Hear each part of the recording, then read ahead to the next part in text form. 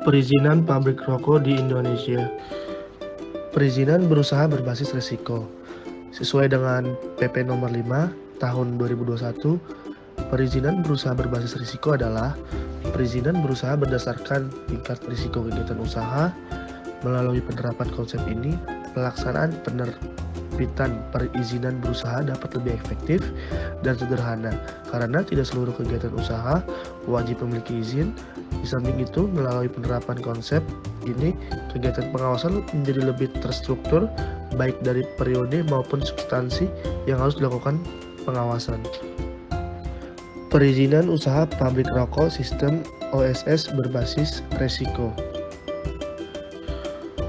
OSS atau Online Single Submission merupakan pelaksanaan pasal 7 bab 3 Undang-Undang Nomor 2 Tahun 2020 tentang Cipta Kerja. OSS berbasis risiko ini diatur dalam Peraturan BPM Nomor 3 Tahun 2021 tentang Sistem Perizinan Berusaha Berbasis Risiko terintegrasi secara elektronik. Syarat pengurus NIB dengan OSS untuk badan usaha yaitu: yang pertama ada akta pendiri PT atau CV, yang kedua ada SK Kemenkumham, yang ketiga KTP sendiri, dan yang terakhir NPWP sendiri. Tingkat risiko dan peringkat skala usaha pada kegiatan.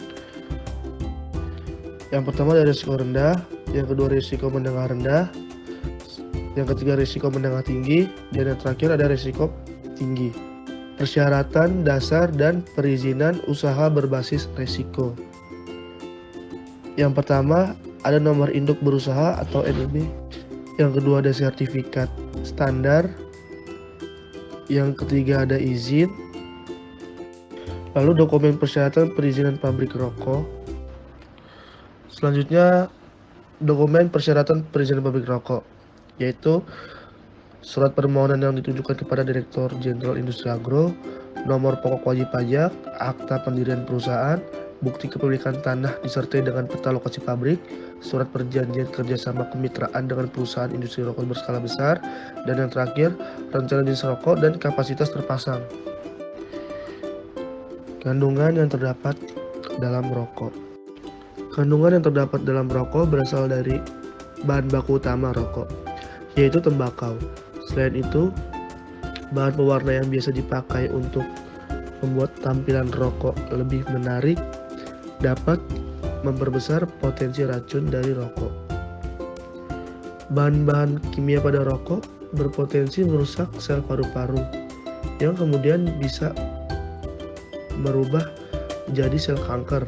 Selain itu, merokok juga bisa menyebabkan terjadinya berbagai penyakit pada paru-paru, seperti bronkitis, penyakit paru obstruktif kronis, dan emfisema. Perizinan pendirian industri rokok tercantum dalam Peraturan Menteri Perindustrian tentang pengawasan dan pengendalian industri rokok.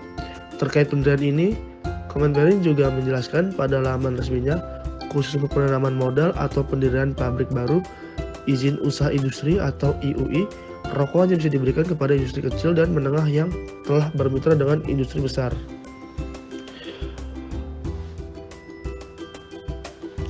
Semua permohonan tersebut dikirimkan melalui Online Single Submission atau OSS sesuai aturan pemerintah nomor 24 tahun 2018 tentang pelayanan perizinan berusaha terintegrasi secara elektronik atau OSS.